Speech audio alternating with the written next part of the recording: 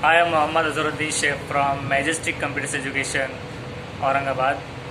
बहुत सारे लोग इसमें कंफ्यूज होते हैं कि कौन सा प्रिंटर लेना सही होगा और कौन सा नहीं। जैसे कि मार्केट में अलग अलग टाइप्स के प्रिंटर्स अवेलेबल होते हैं, जैसे कि डेस्क जेट होता है जिसे इंक जेट भी कहा जाता है। ये प्रिंटर हरगिज़ ना ले, ये बिल्कुल आपके काम नहीं आएगा, टेम्प्ररी यूज़ के लिए इस्तेमाल होता है। इसकी एक कॉपी है आपको ब्लैक वाली 10 से 20 रुपये में पड़ेगी, तो ये लेना फ़ायदेमंद नहीं है। इसके कार्ट्रिज ख़त्म होते जाते हैं, डायरेक्ट कार्ट्रिज चेंज करना होता है। उसके अलावा इंक टैंक आता है। इंक टैंक प्रिंटर में जब भी इंक टैंक होगा उसके बाहर में इंक भी दिखाई देंगी, जैसे कि कैनन का है और HP में होगा। अलग अलग प्रिंटर्स ये अवेलेबल हो सकते हैं, लेकिन इसको देखना है कि ये इंक टैंक है या नहीं। उसके डिस्क्रिप्शन में प्रोडक्ट पर ज़रूर आपको मिल जाएगा। तो ये प्रिंटर आते हैं कॉस्टली, ये 10,000 के ऊपर से स्टार्ट होते हैं, यानी कि 11,000, 12,000, 13,000। तो ये लेना फ़ायदेमंद होता है, लेकिन comparison to ink jet and ink tank, ink jet में आपको डेली प्रिंट निकालना ज़रूरी होती है। एक दिन भी अगर नहीं होती तो उसका जो भी कार्ट्रिज है वो पूरा ख़राब हो जाता है। और इंक टैंक में कम से कम एक हफ्ते में 2 से 3 प्रिंट भी अगर आप देते हैं, या 1 से 2 भी देते हैं अगर प्रिंट, तो वो आपके लिए फ़ायदेमंद साबित होगा। उसकी अच्छी सस्ते में आपको चीप रेट में प्रिंट भी मिलेंगी, कुछ 5 पैसा 10 पैसा इस हिसाब से प्रिंट आती है इंक की, और पेज मिला के आपकी वो कुछ 50 पैसे के करीब में बहुत ही मतलब इफ़िशिएंट वे में प्रिंट पूरी हो जाती है।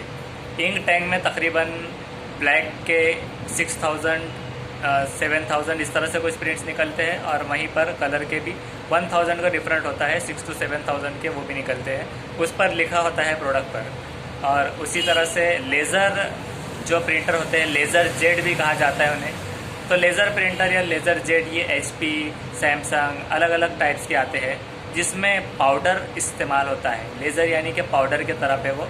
लेज़र जैसे कि लाइट ऑफ बीम आती है, लेज़र लाइट, तो ये इंक टैंक में भी होता है हालांकि फंक्शन, जब भी हम ज़ेरोक्स या फिर वो स्कैन करेंगे। लेकिन जब लेज़र जेट होता है तो इसका पाउडर रिफिलिंग होती है। ये 300 to 350 के करीब में इसकी रिफिलिंग बहुत ही आराम से हो जाती है। तो इसका जितना कार्ट्रिज रहेगा, जैसे कि एक कार्ट्रिज का ये रेट होगा, और अगर आप इसके पाउडर अगर डायरेक्ट मंगाते हैं फ्लिपकार्ट से या फिर कहीं से शॉप से, तो फिर अगर आपको खुद से अगर रिफिलिंग आती है तो फिर और भी वो सस्ता पड़ेगा, कुछ 100 to 200 के बीच में आपका काम हो जाएगा। इसी में लेज़र जेट में कलर के भी प्रिंटर आते हैं, जिसमें कलर के कार्ट्रिज होते हैं, जिनको टेंशन नहीं होता बिल्कुल भी कि आप उसकी प्रिंट डेली निकालें ना निकालें, कोई फ़र्क नहीं पड़ता। लेकिन इंक जेट में अगर आप कहीं 15 दिन के लिए दुबई घूमने भी गए हो या फिर कहीं पर गए हो, तो आपको वहाँ पर एक बंदा एक हफ्ते में प्रिंट निकालने के लिए रखना होगा, या फिर आपको खुद ही कुछ प्रिंट निकालने का इंतज़ाम करना होगा, या फिर आपके साथ ले जाना होगा। नहीं तो आने पर आपको लग जाएगा एक्सपेंस। वो एक्सपेंस नहीं होता है इंक जेट में कि अगर आप बराबर से प्रिंट नहीं निकालते तो उसके कार्ट्रिज ख़राब हो जाते हैं।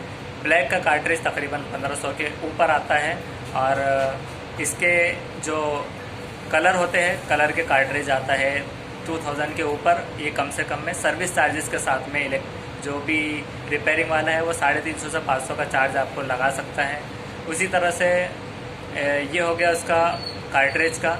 और उसके अलावा उसकी इंक जो आती है वो लगभग 300 रुपये बॉटल, 550 रुपये बॉटल अलग अलग तरह से आती है। इसको ओरिजिनल इंक अगर इस्तेमाल करें तो अच्छा होता है। लोकल अगर इस्तेमाल करेंगे तो उसके कार्ट्रिज और जल्दी ख़राब होने का डर लगा होता है। उसी तरह से लेज़र में तो कार्ट्रिज होता है, पाउडर इस्तेमाल करना होता है, और इंक जेट की रिसेल वैल्यू भी नहीं आती। 2-3 हज़ार में मिल भी जाते हैं नए, और बिकते भी नहीं हैं। वो सिर्फ 200-300 रुपये की वैल्यू के रह जाते हैं, क्योंकि सिर्फ उसका स्कैनर काम में आता है, प्रिंट उसकी बहुत महंगी पड़ती है। तो ये थी प्रिंटर के रिलेटेड इन्फॉर्मेशन। जिसको प्रिंटर ख़रीदना हो या फिर प्रिंटर के ताल्लुक़ से जानना हो तो उन्हें आप ये शेयर कर सकते हैं। Thank you very much.